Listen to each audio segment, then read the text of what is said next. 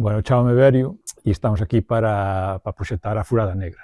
O proxecto naceu a partir do libro O Tesouro Espeleolóxico Galego, que editou a Central Folk e que escribiu o Club Espeleolóxico Maúxo e Albacid. O libro como que se centra nun arquivo sobre covas, arquivos de texto e fotografía antes dos anos 70. E eu traballo moito con sonido e o que me atraeu moito era que non había un arquivo sonoro sobre as covas antes dos anos 70. Eu traballo moito con paisajes sonoras, entón pareceume como unha excusa para ir a gravar a paisaxe sonora das covas para ter xa un arquivo sonoro das covas. Entón aí foi un pouco por onde enganchei co proxecto. O traballo cun arquivo fotográfico e cun arquivo de texto era unha cousa que nunca fixera. O libro ten unha estrutura que non é jerárquica, é dicir, é como que ten, como se fora unha cova que ten moitas bocas polas que entras, e esa estrutura parecíame tamén moi curiosa para traballar en vídeo, o sea, ter como un montón de arquivo de texto e de imaxes, polo que vas entrando e cada vez que entras por unha boca descubres algo. Eso é unha estrutura que non suelo traballar e que tamén me pareceu moi curiosa.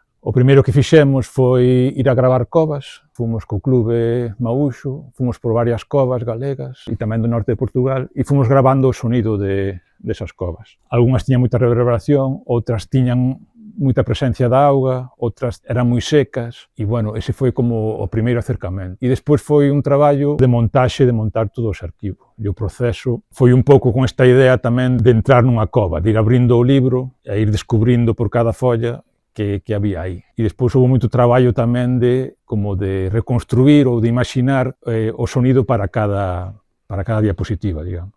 Houve unha cousa curiosa.